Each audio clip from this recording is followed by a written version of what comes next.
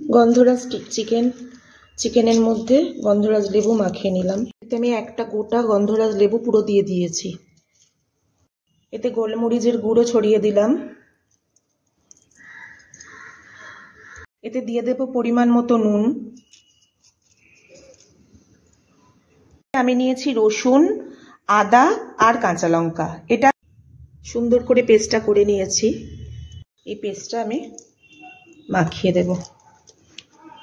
এবার এই পেস্টটা আমি ভালোভাবে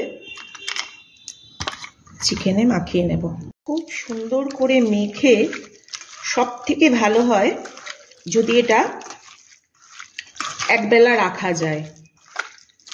সয়া সস দিয়ে দিচ্ছি অল্প করে।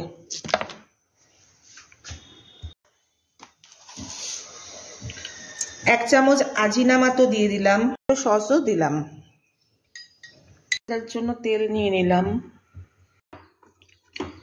এই যে চিকেনগুলো ম্যারিনেট করা ছিল ওগুলো এবার আমি এই কর্নফ্লাওয়ারের মধ্যে দিয়ে এগুলো ভালো করে মাখিয়ে নিচ্ছি।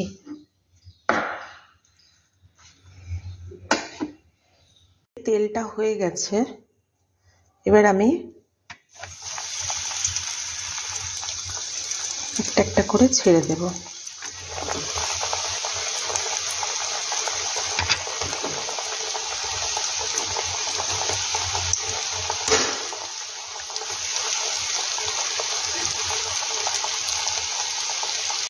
এবার এটাকে তুলে ফেলবো। খুব ডিপ ফ্রাই কিন্তু হবে না, হ্যাঁ।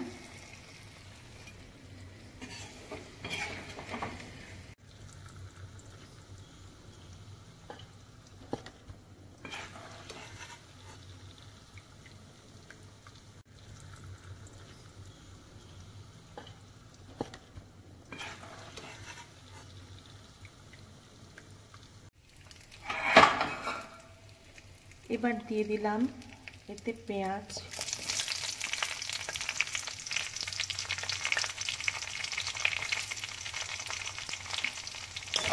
এই তেলেই দেব।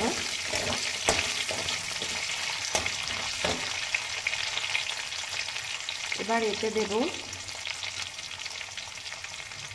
ইয়েলো বেল পেপার আর দেব রেড বেল পেপার। দিলাম ক্যাপসিকাম, একটু নাড়লাম। ব্ল্যাক পেপার দিলাম, কাঁচা লঙ্কা দিয়ে দিলাম, দিলাম একটু সয়া সস, দিলাম একটু সয়া সস, দিলাম টমেটো সস,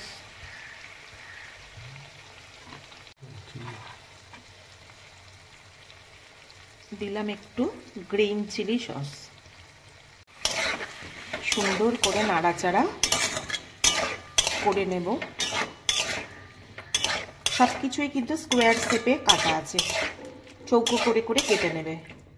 দুর্দান্ত স্বাদ হয় এটার খেতে। স্টার্টার হিসেবে তো একদম ফাটাফাটি। আর এই চিকেনটা এতে দিয়ে দেব।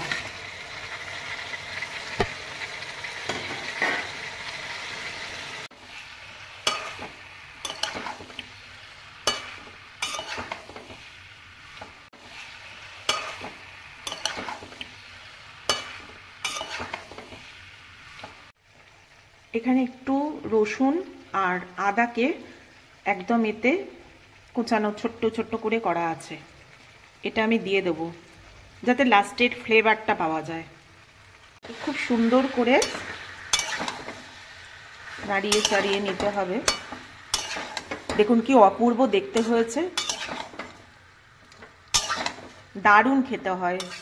আমি একদিন আমার স্কুলের ছেলের বন্ধুদের খাইয়েছিলাম, কাড়াকাড়ি পড়ে গিয়েছিল। আর আমি এতে পেঁয়াজ পাতা ছড়িয়ে দিলাম,